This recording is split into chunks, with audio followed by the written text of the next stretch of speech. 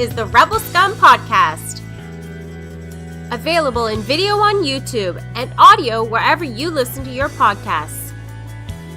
Every week, Brock and James talk the latest rumors, news, and theories from a galaxy far, far away. Support us on Patreon for exclusive offers and join the Star Wars discussion. Patreon.com/Rebel Scum Podcast. Here are your hosts, Brock and James.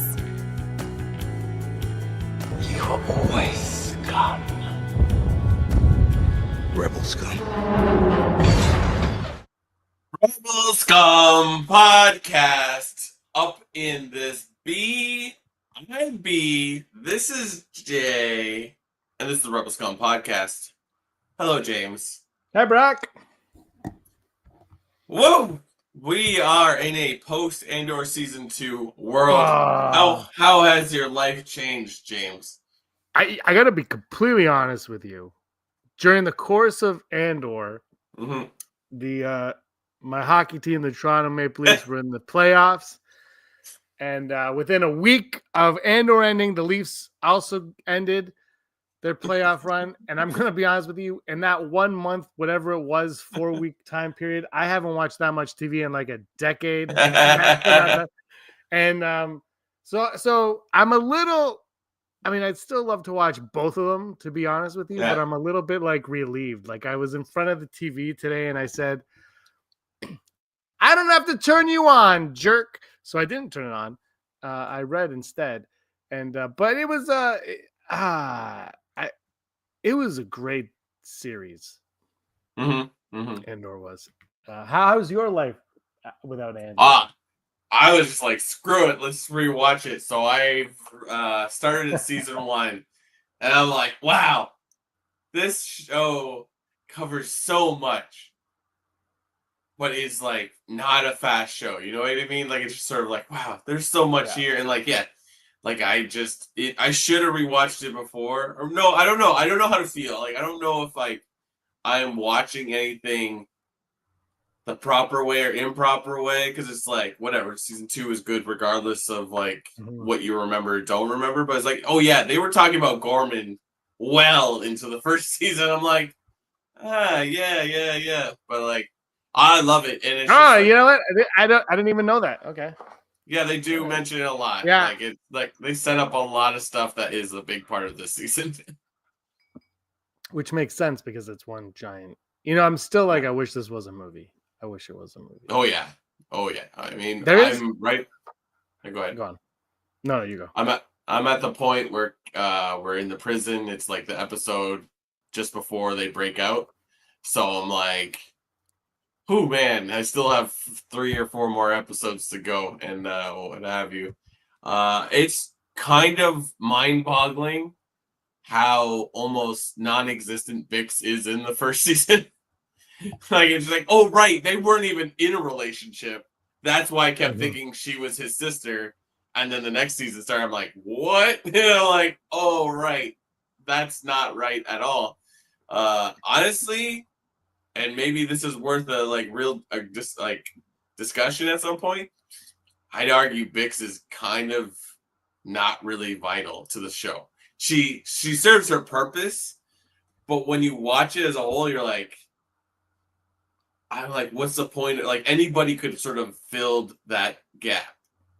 I don't know. Maybe I'm being a little too critical. No, and I think I haven't rewatched the first season.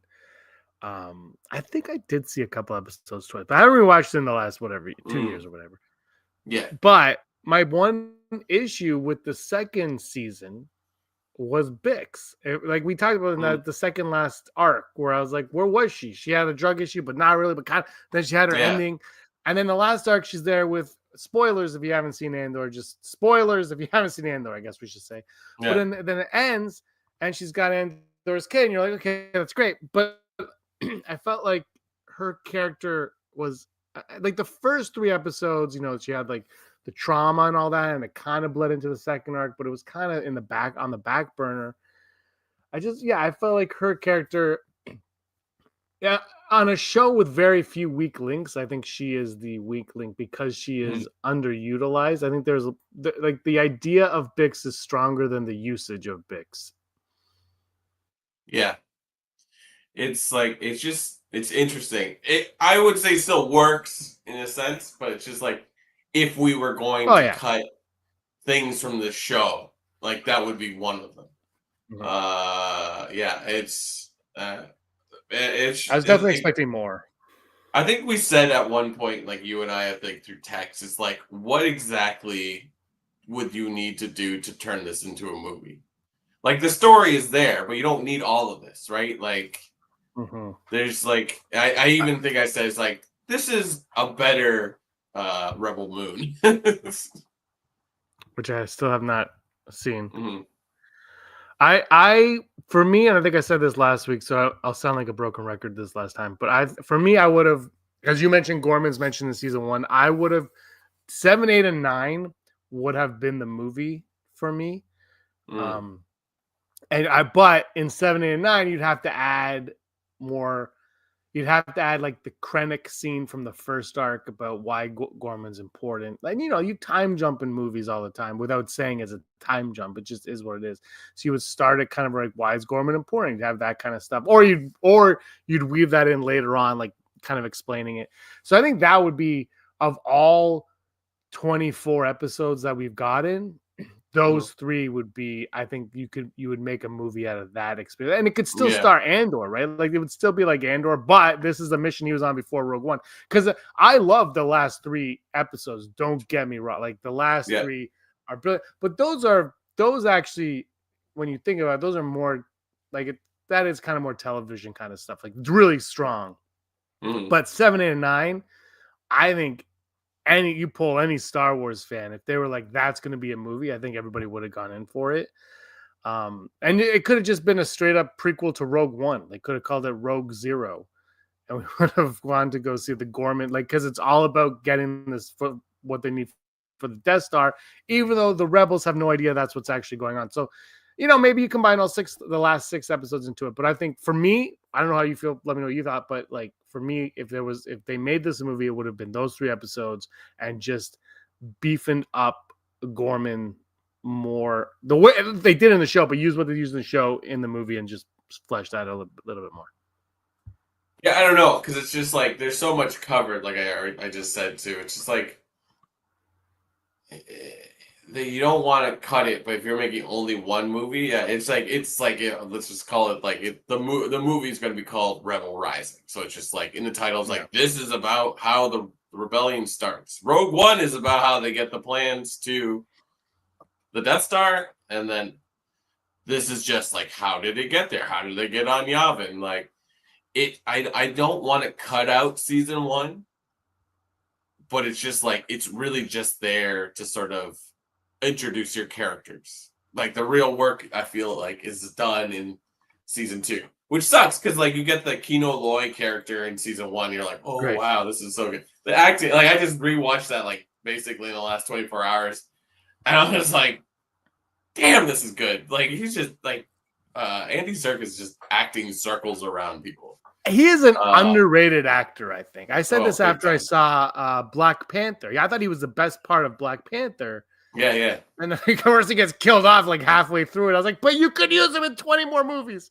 And he's never used. Yeah. He's never used in anything. It's like Kino Loy was like even Snoke, underutilizing Snoke, what's his name? Gargamel's fine. But like Kino Loy, it was like he was chewing up the scenery, and you're like, he's really good. And like you said, he's acting circles around everybody. Yeah. And like, I can't swim. You're like, this is brilliant. Yeah. Not to spoil it, you haven't got to the episode yet. But it's like and then the season 1 sort of like the Marva. I would argue like the Cassie and Marva relationship like is much more vital to everything else. Like forget the sister, forget Bix, forget any of his friends. It's like she is important to him, but also represents like the rise of this like rebellion. Like I don't know how you like. I feel like if you make this seems like it's a cop out. Like you could make this series into 2 movies, I mean, I keep comparing it to Rebel Moon, which is a real dumpster fire, but like what he was trying to do in that movie is basically what is the show called? Andor does in 2 seasons. Like, yeah, so I don't know. I think you could have done 2 or 3 movies. I think if you did 2 movies, it would be like your Rogue One trilogy. Yeah. And then if you're Star Wars, you're like, this is brilliant because now we operate in trilogies all the time. You know, just find a way to make Solo into a trilogy.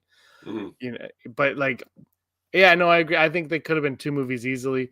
Sooner Thrawn saying the heist from season 1 is too big to be not being a film. I kind of agree, but I do feel like, and I haven't seen it in a while, so you can correct me on this because you just been watching it.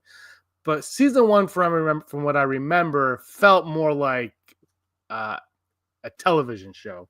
And I don't mean that like it was shot beautifully, like it looked like a film. But I think the way it was structured, it felt more like something you would watch on TV than this season felt more because of the 3-episode arcs, especially, even though that season does it. So maybe I'm wrong, but this season, the 3-episode arcs felt more film, like more theatrical than last season. Last season's felt like they were great, but they didn't have that like, oh, I wish this was in the theater. I wish a movie was shot like that and I was watching it in the theater, because I still think season 1 has my favorite cinematography. I have to rewatch both of them, but season 1 season 2 looks phenomenal. I'm just also not saying that. It's just season 1, especially the eye episode, it's so beautifully shot. It's just like, gosh, darn it, like it's just so well done. So I don't know, and this is I love talking about this because I love movies, but they decided to make it a TV show. It is what it is. At the end of the day, And it is what it is. I think it flourishes as a TV show because it's like the Luthen Clea storyline in the last 3 episodes is great, but like, it's not really a movie. Like, I mean, maybe That's the thing, I guess, like you could kind of. I mean, this is not a movie either, but it's kind of like Last of Us. It's like a young girl and a grizzled old man find each other. I can't talk about that show, Brock. I just cannot talk about that show. Aaron's like, let's watch it. I turn it on and I'm like, I just don't know. It's just doesn't captivate me. It's basically the Mandalorian storyline. It's like I don't know if it's that captivating. It's Road to Perdition. It's Well, I'm not gonna talk about Last of Us, but it is. I mean, they're all the same thing. But like Mandalorian's a TV show. I mean, season 3 should have been a movie, or should have been one movie or something. Don't get lost in the sauce, though. Like, what I was saying is, like, I don't think you do. You have that storyline of Clea and Luthen is a good end to that, but at the same note, it's like, it's not that vital. It shows you how important it is that what they're doing and how they are important to the rest of the rebellion, but like, we could cut it. It's like it's better to be in a TV show and it exists. And you're like, I accept it the way it is. I think that episode where Luthen dies might be my favorite episode of Andor. Might be. Let's not get ahead of ourselves here. Yeah. But I completely agree with you. It's not a movie. It's a TV show. Whereas 7, 8, and 9 is a movie. Like 7, 8, and 9. Like if you watched that in the theater, we all would have been left like, that was fantastic. Like everybody would have like that. That is, and as we're spitballing here, I just had this thought because Tony Gilroy, I guess, is done with Star Wars. Maybe he's done with Star Wars. Look, man, you pull up that Brinks truck, he might come back for Star Wars, and everyone's like, I want him back. But I think he only works in like a specific like area within the Star Wars world, right? And that is this grounded part of it. I mean, as grounded as Star Wars can get. I don't know if he necessarily wants to deal with Jedi and all that stuff. But how would you consider this? And let's take this to the chat as well. Chat and anybody watching in the comments, comment this. How would you feel if they did a movie and they because now I think movies are the thing now, but they're like, hey, Tony Gilroy, here's $400 gazillion. We want you to make a movie about the rise of the First Order in some capacity. I don't know what it doesn't have to be like, oh, look, Snoke and all that, but like something. Maybe how the Resistance, how they found out about them, like something like that. Would you be down for a Tony Gilroy movie, not show, movie about that? I think so. I mean, on this show alone and the movie, it's I'm psyched to like get through season 2 and then watch Rogue One and just be like, watch it as an entity. I think come on. Like, what's his face? George Lucas made the same movie over and over again. Like, why wouldn't we say yes to Tony Gilroy making a new version of something he's already done? Or like, maybe it's not a new version of something he's done. It's like, we know what you are good at. So like, yeah, if it's a similar kind of idea, cool. Like, maybe it might be really cool to watch because it's like, here's like the explanation of how the First Order starts. But also, if you watch this in tandem with Rogue One, you'll see a cool artistry of some sort. You know, like I can see that something. But yeah, no, it's a no-brainer. It's like, you know, he's good at it. You know, the Gilroys can like whip you up a decent Star Wars thing, whatever you want to call it. Why not? Let's go. Yeah, no, I just while we were talking, I just thought of it. I'm like, man, that would be fantastic. Because we always talk about how like Filoni and Favreau might be doing that for the sequel trilogy with the shows, what they did with Clone Wars and stuff like that. And it's like, man, wouldn't it be great if we did that? Because one thing Andor also, I think, showed online, especially, was a lot of people who kind of felt Star Wars was lost, Star Wars was this or that. Like people seem to love Andor.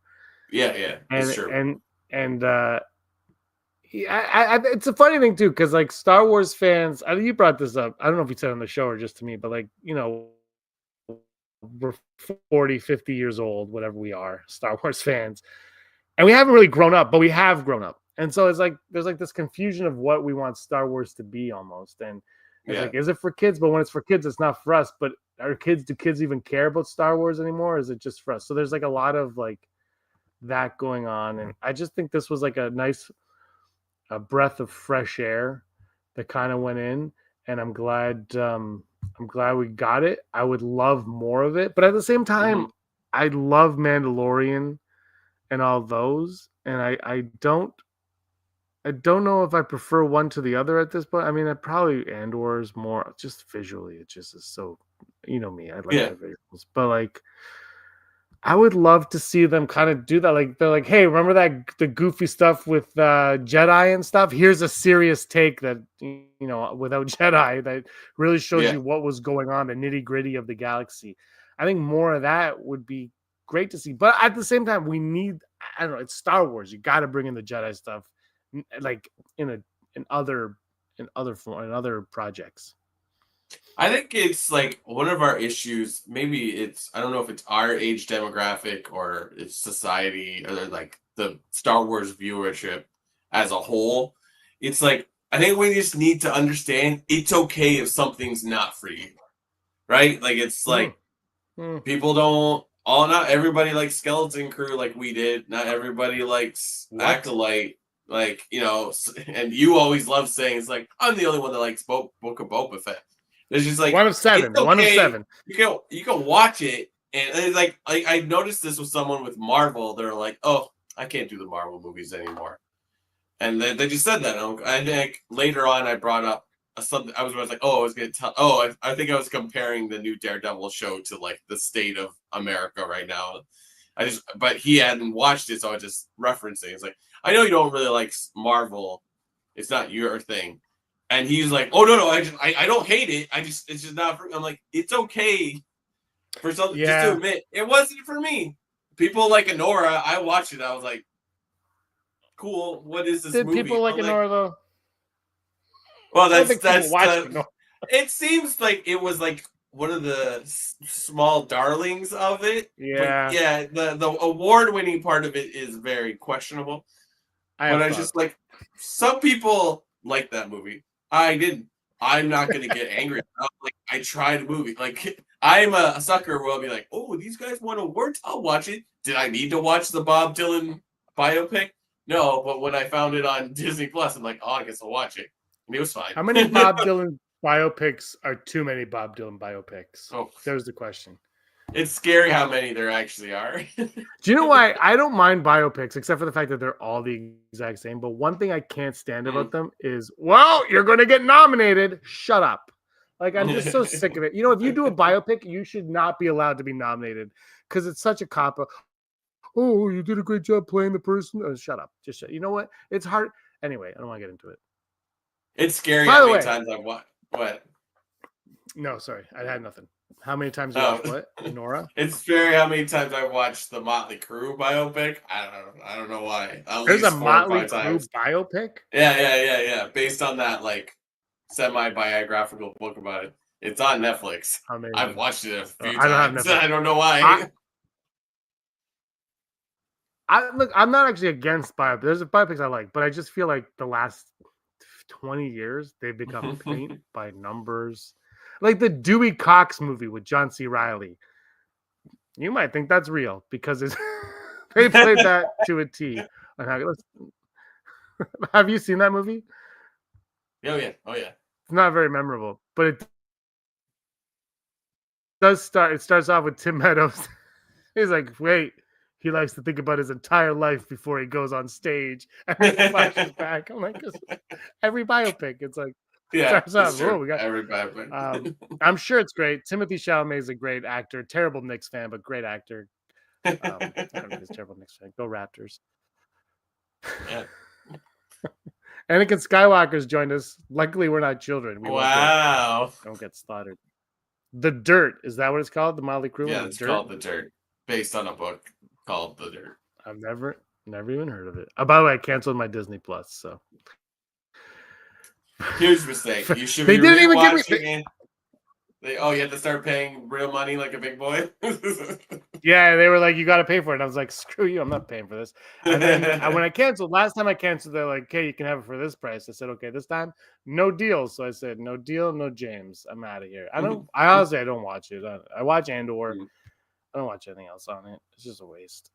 So I don't do it. I don't have Netflix either. And you know what? I forgot I didn't have Netflix until I think yesterday. I haven't had it for like 3 months, and Aaron was like, oh yeah, we don't have Netflix. I was like, Right on. Let me go watch Scooby-Doo 2 Monsters Unleashed. Scooby-Doo 2. Wow. Anyway, Andor was, I don't know, it's so good. I have to ask you this question. I saw several people mention this online. They're like, how am I going to enjoy Mandalorian and Grogu after seeing Andor? And I was like, well, by pulling up your big boy pants. Yeah, exactly. Like, I'm like, what are you talking about? Everybody loves Grogu. Like, it's a different show. Like, it's just like you're gonna go watch it. Like, it's just like, get out of here. Yes, Andor is very good. Well, like my colleague at work has not watched it, and she's like, everyone's talking about it. Should I watch it? I'm like, yeah, you should. It's a decent show, and it's like works really well with Rogue One. She's like, is it fun? I'm like, no, not at all. There is a part in season 1. I was gonna screen cap it, but then Disney Plus, you can't screen cap things. But one character, I think, it's Perrin. He says he's like politics. It's long and boring. I'm like, that's basically the synopsis of Andor. It's not long and boring. It was like something long and like tragic or something. I'm like that. That's literally the show. It was just like on the note. Like, don't get me wrong, I love Andor. I have like no notes, but like, even though we're kind of trying to make a movie, but like it was just like. There's a point where it's like, yeah, that's actually the description of what this show is like. Yeah. And it's it's a heavy, like I think I said, my wife was like, oh, is it dark? Like is it depressing like the first season? I'm like, yep, absolutely. I think the Gorman stuff was fun. I liked watching them all get slaughtered. I like watching stormtroopers hit their target. I think K2, it was fun. K2 shows up. K2 is pretty fun. Like the last, K2's on screen, he's fun. Also, I read why K2 wasn't in so much. Gilroy said because once he's in it, that's kind of like he's the crux. Like he can't do anything to him. And I was like, yeah, that makes sense. They really like had it together making this show. Like they had enough voices around, and apparently like he listened to the story group on stuff too, which is like as some people it's unheard of for them to listen to, but he did. And I think that's the thing, like, because he didn't know Star Wars, like he wasn't a Star Wars guy. He didn't know much about it. And I think one thing that was the strength of Gilroy was, first of all, his son loves Star Wars as well. So it kind of reminded me, like, he asked him about like where does the line come from? Rebellions were built on hope. His son said, "Are you going to acknowledge that?" And he's like, what are you talking about?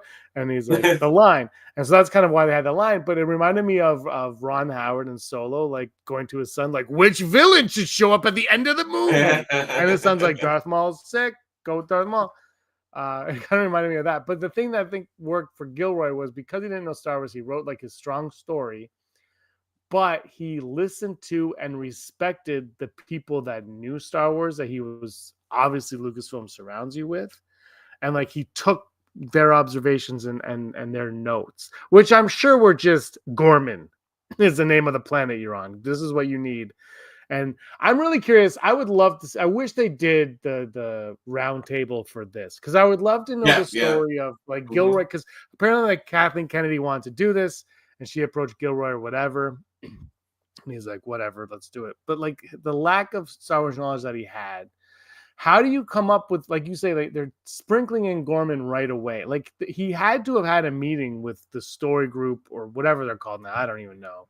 But like the people with the knowledge, there had to have been like what was there a meeting there? And I always think of when I was a kid, when Star Trek: The Next Generation was out, I read or saw an interview or something where they said that the writers would write a Star Trek episode, and then there would be like whenever they needed to put in like a Star Trek reference thing, they would just leave it blank, and then like Star Trek story group nerds on site, they would write in like phaser and taser and stun, like whatever it was, and like the weird jargon that they would have. So it didn't.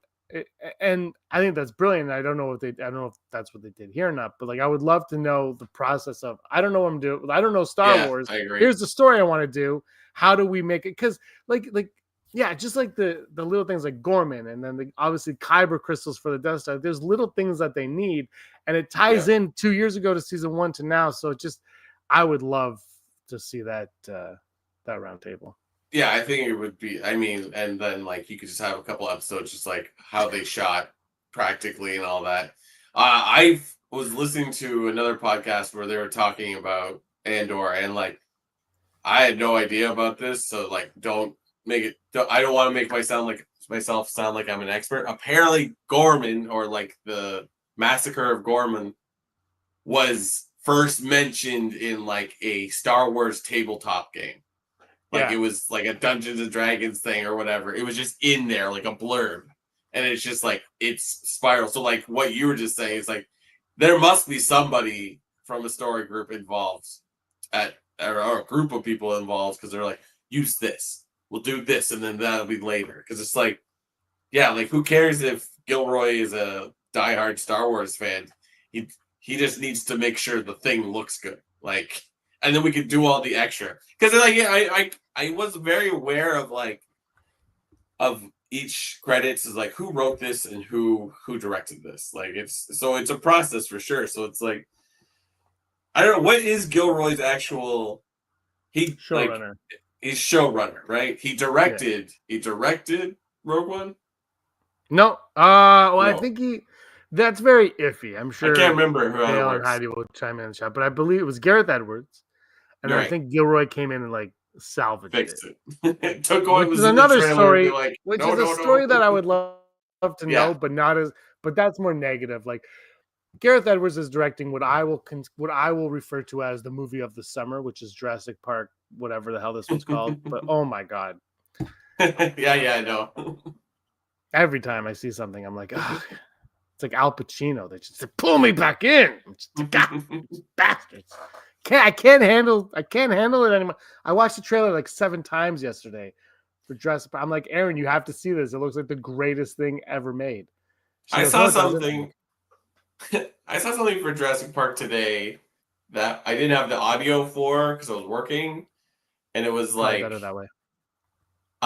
It's like 2 people in like hazmat suits, and they're running out of a chamber, and one gets trapped in it, and then like a T-Rex appears behind them. Is that from this trailer, or is that something that's the D-Rex, I believe, Brock? That's like an abomination that they created because it looked cool. I was like, whoa! It looks like, I don't know if you know this about Gareth Edwards, but there's like Godzilla with like Bryan Cranston's wife with that. Rogue One with the Death Star plans had that. Like he loves doing that. People stuck behind glass, about to die. Yeah, no, that's from this new movie. It's just like, I hate this marketing. It's like I'm like, I'm gonna buy it. And then if I go to Walmart and I see Raptor Doritos again. You know I'm gonna buy them, and it's gonna be steak flavor. It's gonna taste nothing like a steak or a flavor, and I'm gonna buy like 4 bags and just eat them in the theater with me. Yum, amber flavored. Ugh. John Cena's here. I didn't even see him. Peacemaker 2 looks great, by the way. Peacemaker season 2. Oh, I can't wait. I can't wait. That first season, like, again, I have my reservations about Tim Gunn? No, that's not right. James Gunn. James Gunn. Tim Gunn. Tim Gunn's a jerk. He's out of here. James Gunn. But man, like some of the stuff he touches is just like whoo. Peacemaker 1 has no reason to be as great as it is. So I'm psyched for season 2.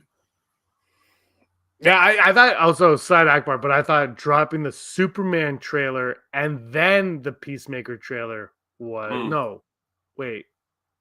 that order, because they did it in that order, and I was like, oh, that's genius because Frank Grillo's in both, and they kind of set up who he is in whatever at the Superman one, I think, and then they show him again in the Peacemaker. So like now you're like, I saw both trailers, I know who that is. Like they don't have to explain it. I was like, that's kind of genius on the way they dropped those.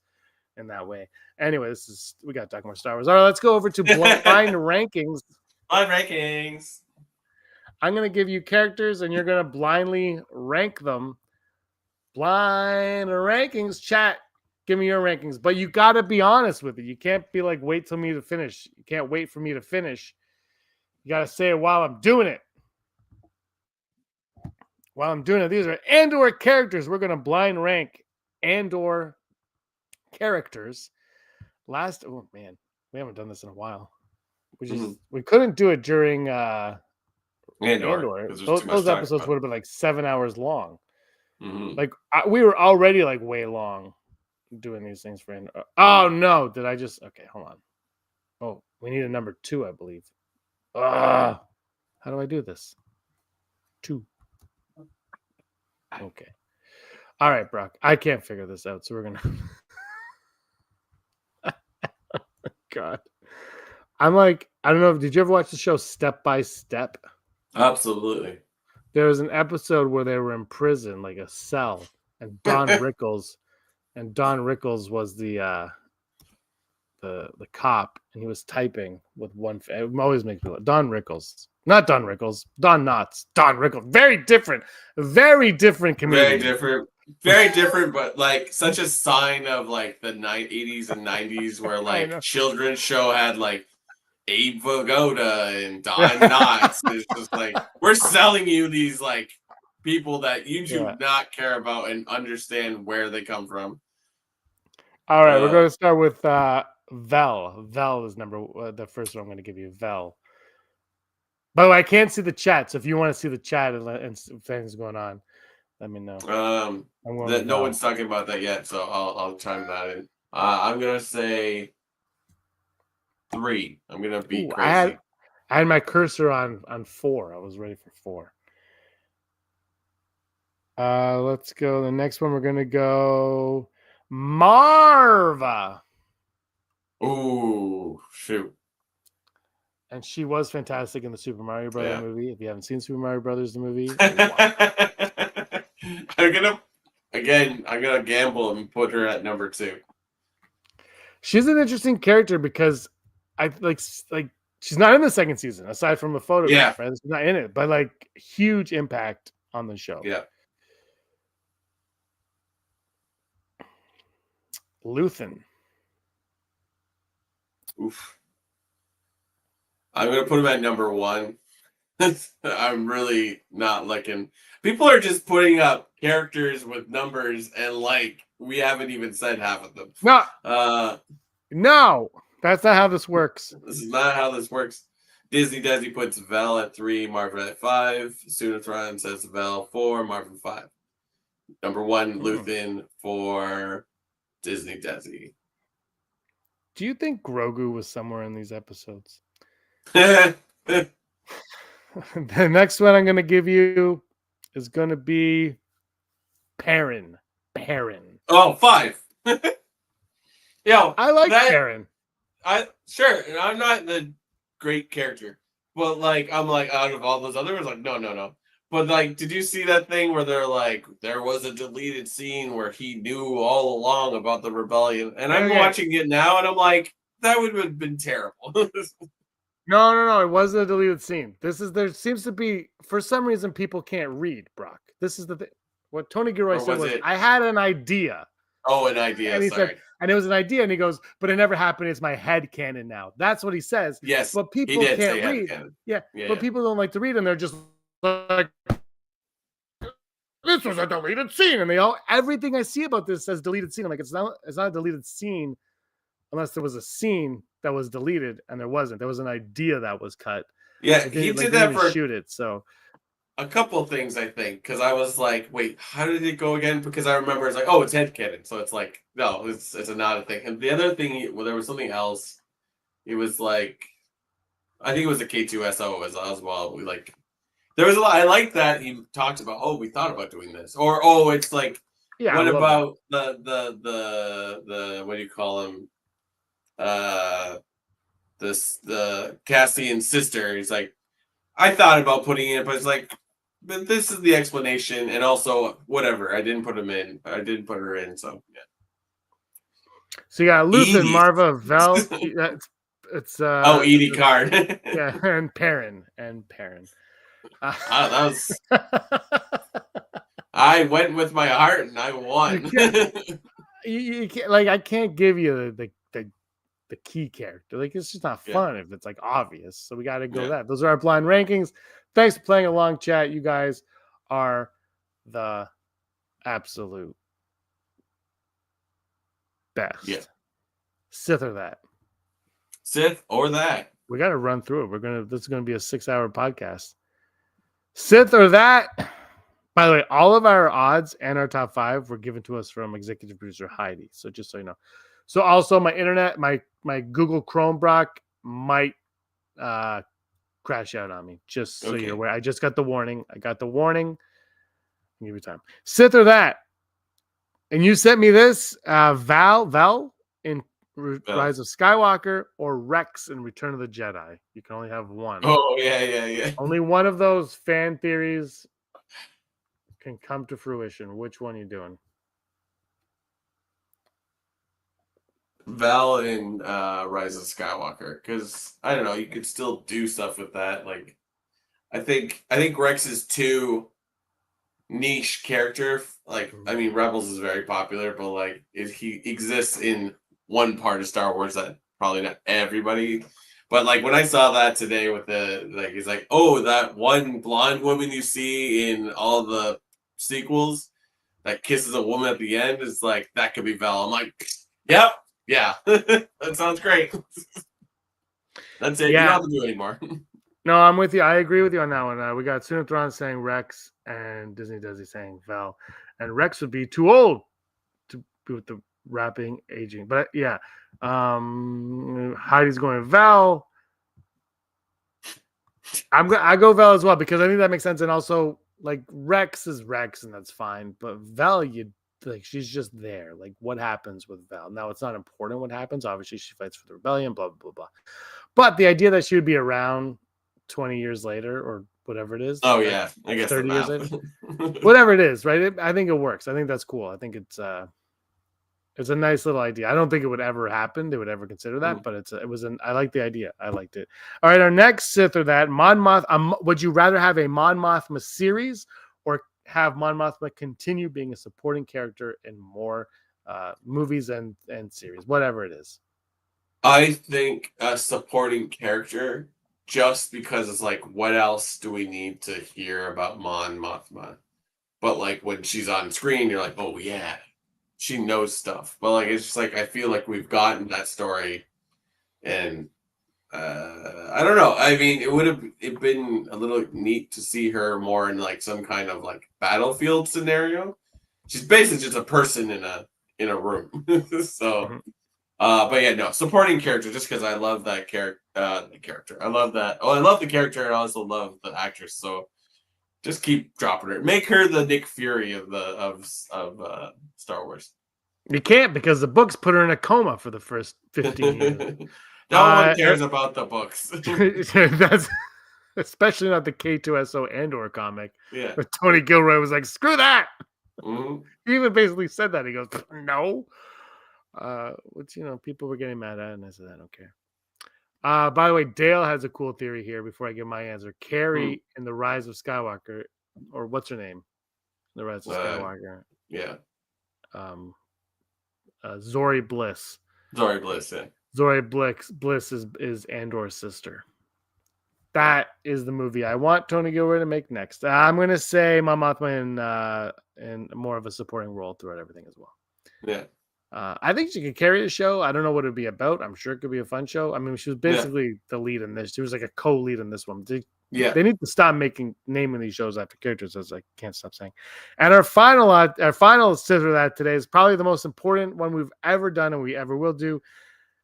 Your preferred droid of choice, B2 Emo or BB8. I didn't go with the classics. I had to go with the new Disney era droid. I was going to do Dio, but you know what? No one would pick Dio. So you got B2 Emo or BB8. Hard. Because you know what is special about B2 is like he actually talks. Like you can understand it. Now, granted, R2 and BB-8 and Chopper, you can't understand exactly what they're saying, but you can understand their emotions. The B2 character that can actually say things out loud and emote at the same time, it's very interesting. Like, especially like that's one thing I love about watching season 1. I'm like, oh, cool. He's really caring about this family he's part of. Also, he's slightly broken. It's like, wow, tell me more. And then to not have him in season 2 as much as we would have wanted, which it wouldn't make any sense. But like, no, I gotta go B2. Sorry, BB-8, you are my guy, but I don't know. Like, there's something about a talking astromech droid. I don't know who I would pick. I mean, BB-8 kind of stole everyone's hearts, and I think we forget about that. But also, it kind of like faded away as the sequels went on, right? Like, I like the design of BB-8 better, but I'm gonna go B2. I'm gonna go B2. I feel like BB-8, like getting around is a lot easier than. I love BB. I like the way he looks, but he kind of like B2 is just lovable. BB-8 is cool. Yeah. Those are our Sith or That's. Sith or that. Sith or that. And now we've got some odds. Hold on.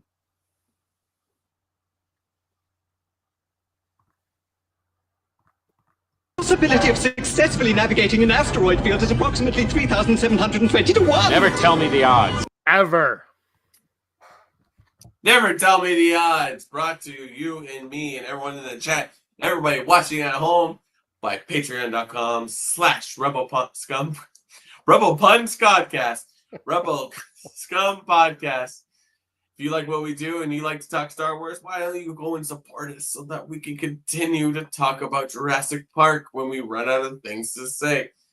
Head on down to patreon.com/RebelScumPodcast and support us and be one of the many few that we adore because they adore what we do. And those people are Heidi Feder, executive producer, Barry Brophy, Dennis Allen, Suna Thrawn, Randy Kenobi, Mary Kristen Aton, Dale Erdman, Phil Stanford, Rez, Scott D, Josh Price, Matt W, Frank Perkins, Neil Lowry, Cosmic Girl 02, Gleek Play 1, Den of Nerds, Disney, Desi, Charlotte, Ron Prasak, and Jeff Wilson.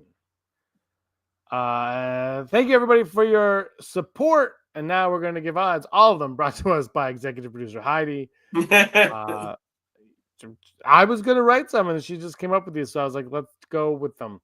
I haven't read them. I copy and paste blindly. Nice. From Heidi. What are the odds that a character in Andor besides Mon Mothma who survived the Andor finale shows up in the Mandoverse or other film or a series that takes place in a later timeline?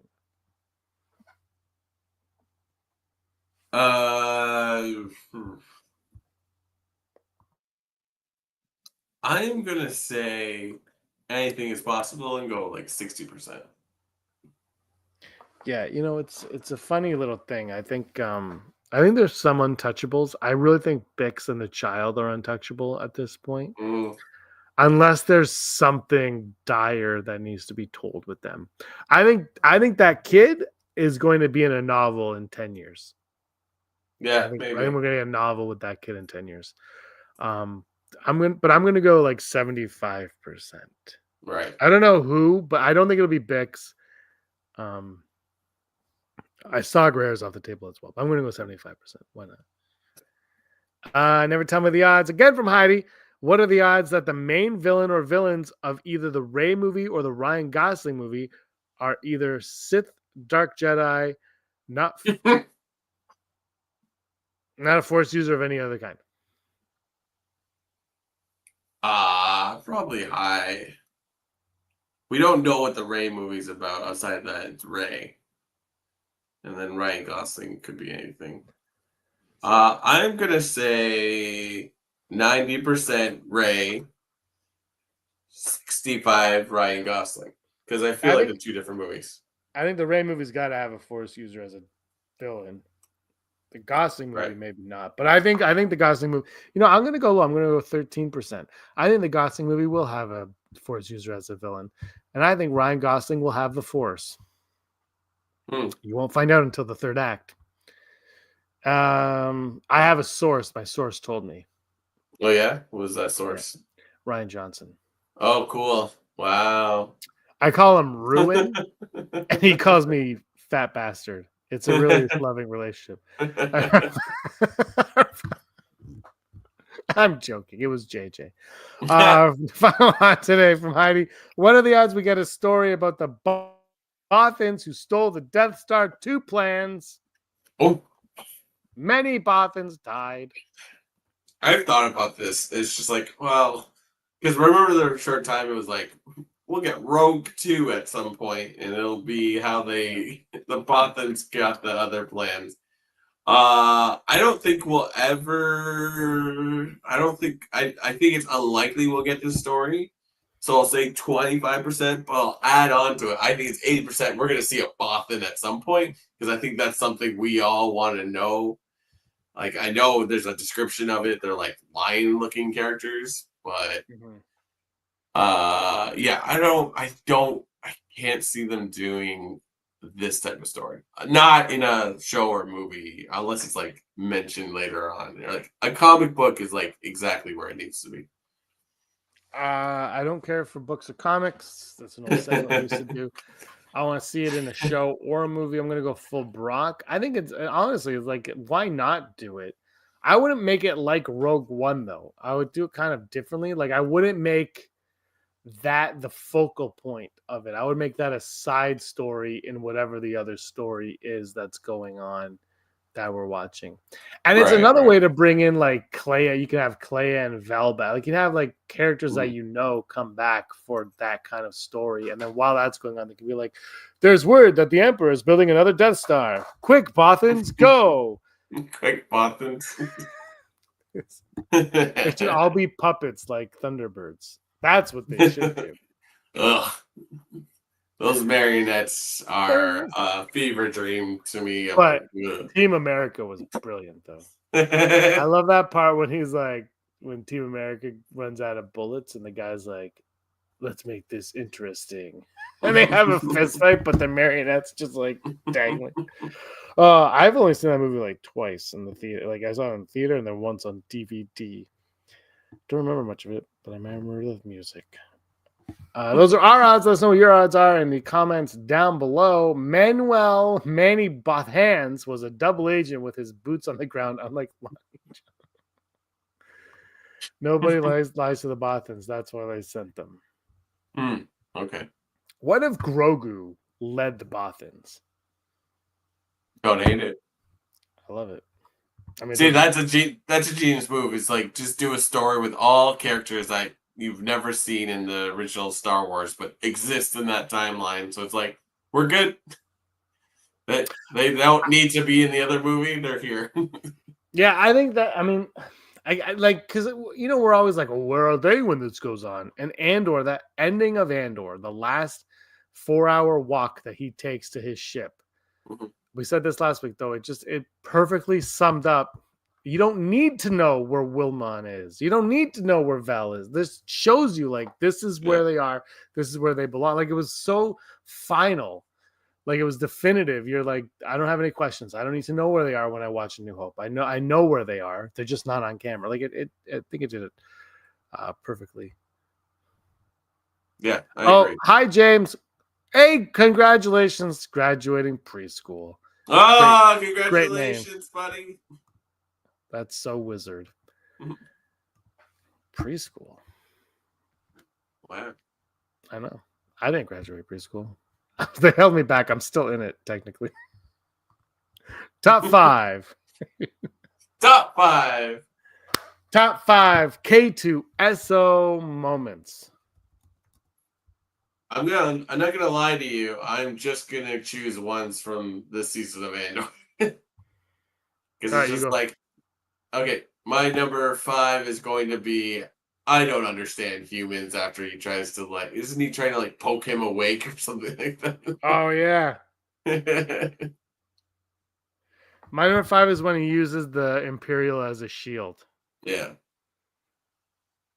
4? This season, like, just seeing those KX droids move around and throw people around, it's just like, whoa. Because it's like, it looks not real, because obviously it isn't, but it's like, it does make sense with their long arms and like how big they are. It's like, yeah, you would throw a person like this. It would look crazy because that thing doesn't exist as whatever.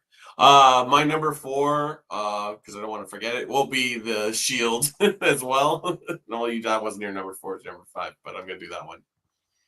Congrats, you're being rescued from Sudan. There's a guy Yes. complaining about Luke and Han getting medals after seeing Andor. People like to complain about everything. My number 4 is when he flicks the Imperial off the bridge. He just like yeah. So I think that was your 5. Yeah, that's my number 4. It's like and my number 3 is gonna be my number 3 is gonna be, you know how many fractions we've broken? 17. And then like later on he says 18 when he himself breaks the rule. Like, I like that little thing where it's like, he's a droid and he's like, I just do what I'm told. But then he's friends with Cassian, and like, so it's just like, oh, we're breaking rules today. Like, I love it. My number 3 is I find that answer vague and unconvincing. That's amazing. My number 2 is gonna be when he like bends down and like Draven's like, droid, shut down. He's like, is he talking to me? And then he never shut down. No, he didn't shut down. My number 2 is I'll be there for you. Cassian said I had to. Cassian said I had to. Alan Tudyk's got some good line delivery too. I can't wait to get through season 2 and watch Rogue One again. Like, I'm so like hyped for something that I have watched already, and I'm like, this is genius. Like, I don't know. Yeah. And do you want me to go number 1 first? Do you want to go first? You go ahead. My number 1 is, do you know how many rules we're breaking? 17. 17. 18. My number 1 is gonna be he's a real boy moment where he becomes the good K2SO that we all love. And when he wakes up and they're like, this could go really bad. It's like, well, he's like, oh, hello. Would you stop pointing guns at me? I'm like, yeah, I love that moment. That was a great introduction to him too. You don't need to explain why he acts this way. You just need to know we reprogrammed him, and now he is Alan Tudyk.